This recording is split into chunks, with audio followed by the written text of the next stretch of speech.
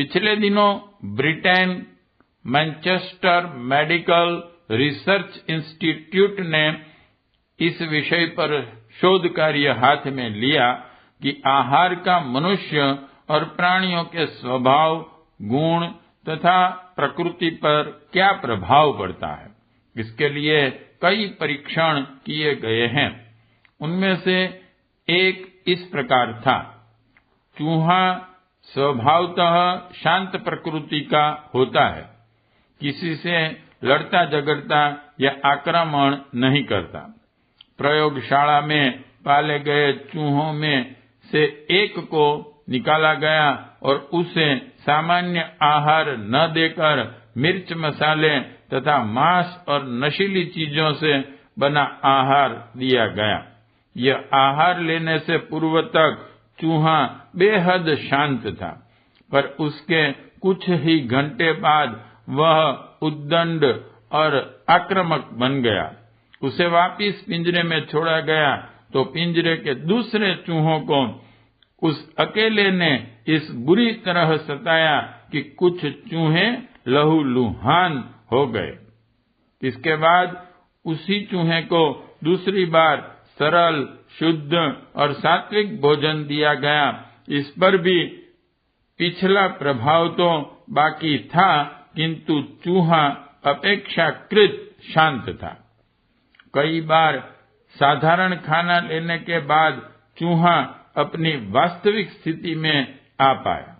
इस तरह के सैकड़ों प्रयोगों द्वारा इस निष्कर्ष पर पहुंचा जा सका कि जो कुछ खाया जाता है उससे शरीर का पोषण ही नहीं होता, बल्कि लिया गया भोजन मनुष्य के व्यक्तित्व बनाने में भी असाधारण भूमिका निभाता है।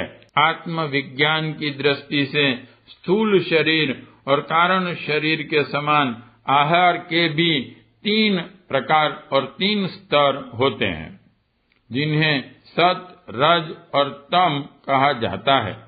आहार के तम अंश से रक्त मांस बनता है। रज अंश से मस्तिष्कीय क्षमता प्रभावित होती है और सत अंश भावनाओं का निर्माण करता है। चिकित्सा शास्त्र की खोजबीन और प्रयोग विश्लेषण आहार के स्थूल स्वरूप तक ही सीमित हैं। क्या खाने से शरीर के कौन से रासायनिक पदार्थों को बढ़ाया जा सकता है और क्या खाने से शरीर में कौन से रासायनिक तत्व घटते हैं, चिकित्सा शास्त्र इतनी ही खोजबीन कर पाया है। विश्लेषण का क्षेत्र इस सीमा तक भी बढ़ा है कि मस्तिष्क पर आहार के कौन से अंश क्या और किस प्रकार का प्रभाव डालते हैं। संभवतः आगे चलकर आहार की कारण शक्ति के बारे में भी कुछ प्रयोग किए जाएं, परंतु भारतीय ऋषि मुनियों ने इस विषय पर पहले से ही विशद प्रकाश डाल रखा है कि क्या खाने से बौद्धिक प्रखरता बढ़ती है और कौन सा आहार स्वभाव तथा व्यक्तित्व की मूल परतों को स्पर्श करता है। स्मरणीय है, योग शास्त्रों और साधना ग्रंथों ने अंतःकरण को पवित्र एवं परिष्कृत करने के लिए सात्विक आहार ही अपनाने को कहा है। गीता में भगवान कृष्ण ने सात्विक, राजसी और तामसी आहार की सुस्पष्ट व्याख्या की है तथा शरीर, मन और बुद्धि पर उसके पड़ने वाले प्रभावों का भी स्पष्ट विवेचना किया है। आत्मिक प्रगति के आकांक्षी और साधना मार्ग के पथिकों के लिए इस बात का निर्देश दिया गया है कि सात्विक आहार ही अपनाया जाए और उसकी सात्विकता को भी भावनाओं का संपुट देकर आत्मिक चेतना में अधिक सहायता दे सकने योग्य बनाया जाए। भगवान का भोग प्रसाद यज्ञादि में पकाया गया चरु द्रव्य इसी प्रकार के पदार्थ हैं, जिनकी स्थूल विशेषता न दिखाई देने पर भी उसकी सूक्ष्म सामर्थ्य बहुत अधिक होती है।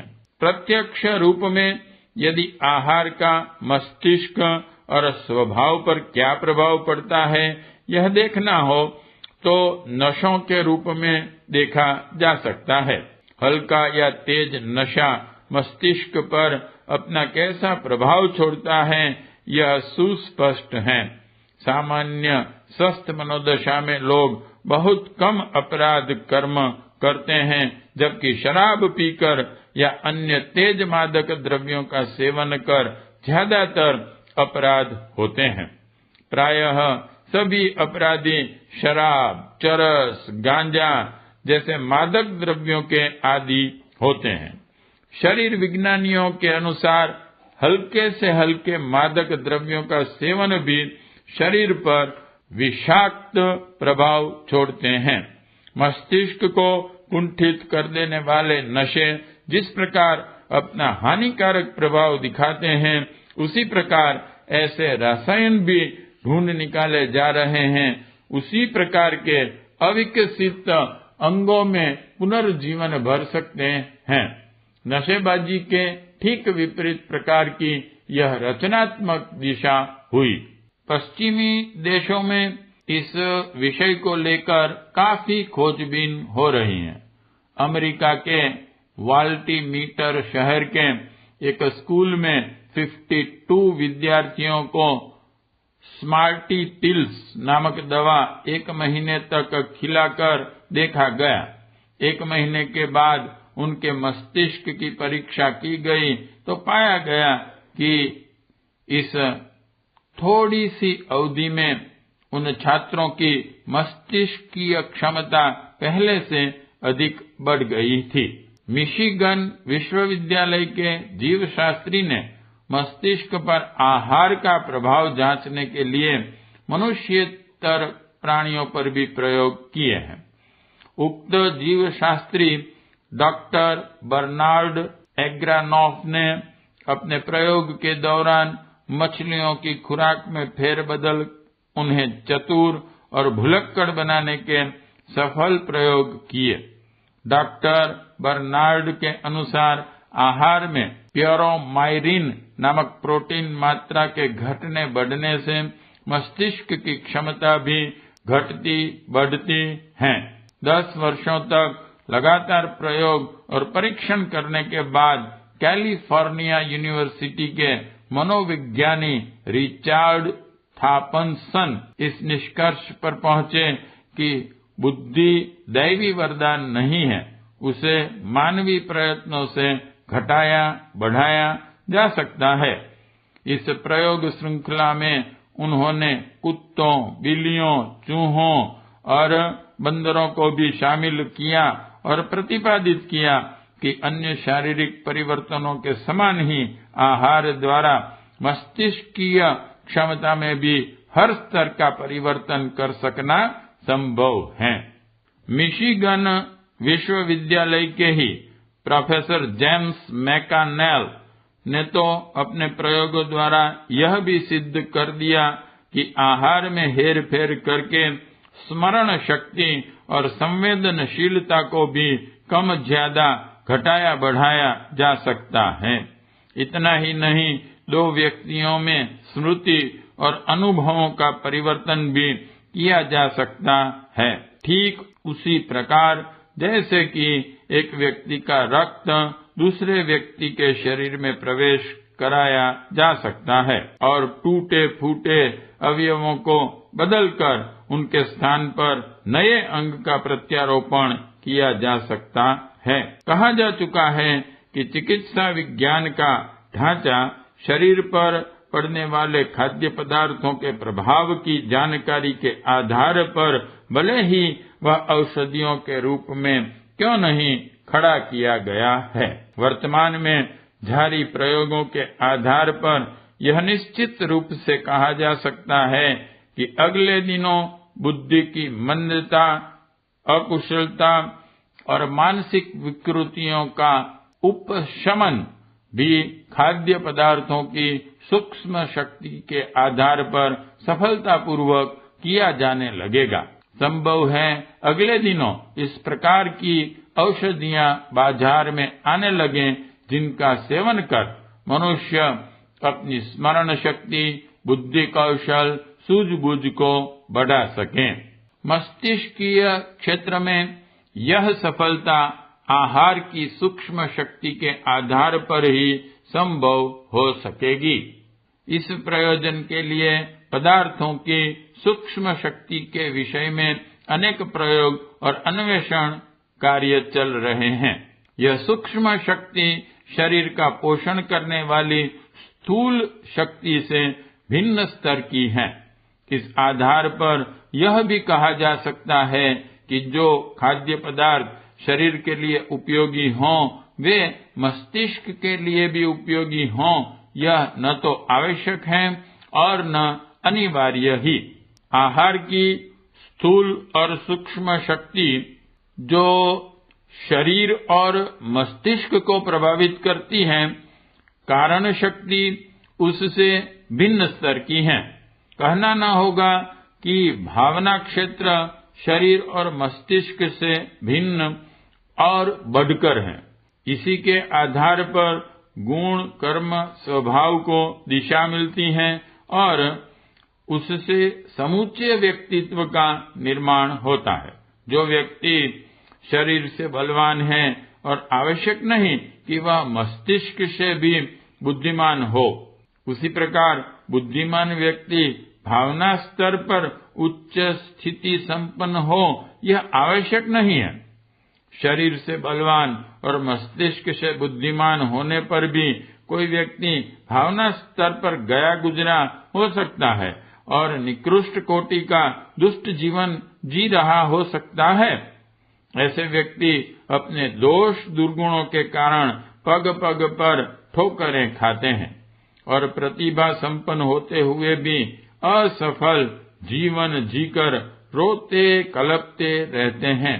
इसके विपरीत अपेक्षाकृत सामान्य, स्वस्थ और साधारण बुद्धि के लोग परिष्कृत भावना स्तर के कारण महामानवों की स्थिति में जा पहुंचते हैं और वंदनीय स्थान प्राप्त कर लेते हैं। यह विज्ञान आज भी अपने स्थान पर सही है और निश्चित परिणाम प्रस्तुत करने में समर्थ है।